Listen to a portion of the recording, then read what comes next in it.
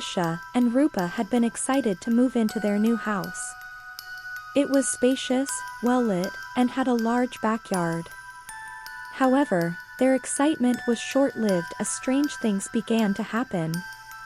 Doors would open and close on their own, objects would move by themselves, and they would hear strange noises at night. At first, they tried to brush it off, thinking it was just their imagination. But when they woke up one night to find their kitchen in shambles, they knew that something was amiss. They decided to investigate and discovered that the house was haunted by the ghost of a man named Rafi. Farin did some research and found out that Rafi had died in the house a few years ago, and his body had not been found until months later.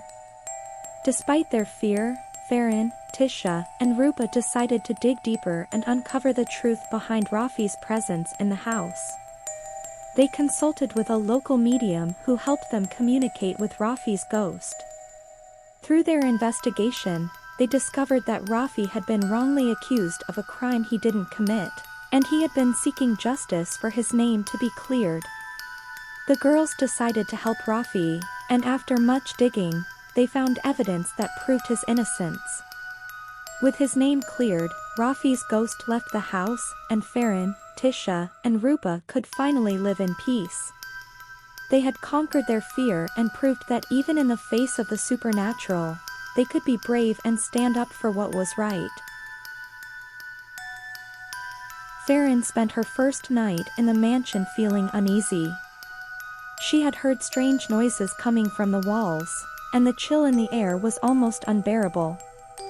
As she lay in bed, she heard footsteps coming closer and closer. Suddenly, a figure appeared at the foot of her bed.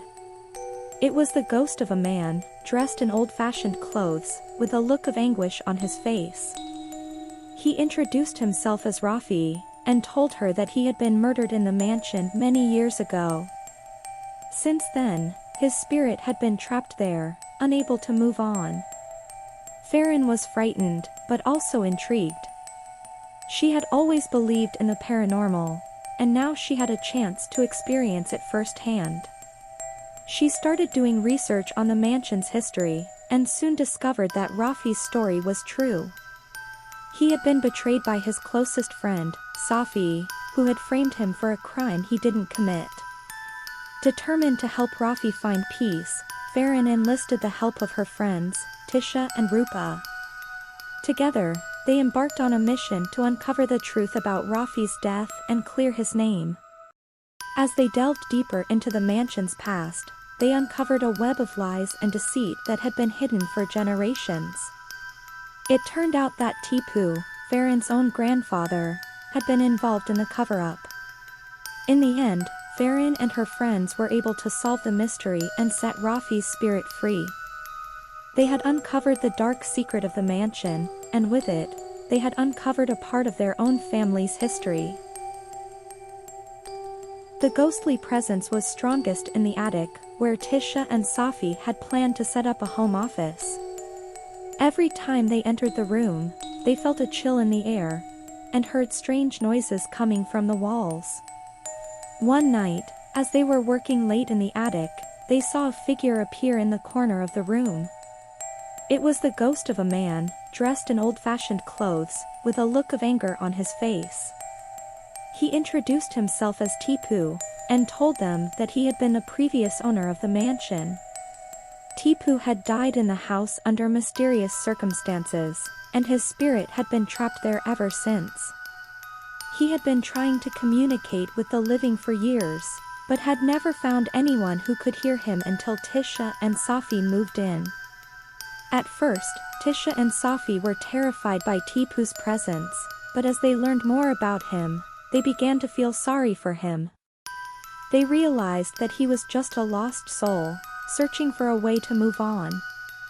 Determined to help Tipu find peace, Tisha and Safi started doing research on the mansion's history. They soon discovered that Tipu had been framed for a crime he didn't commit, and had been killed in a botched escape attempt from prison.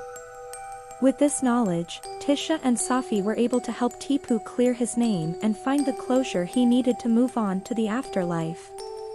They also discovered that Tipu's wife, Farin, had been unjustly accused of the same crime and had spent her life in prison.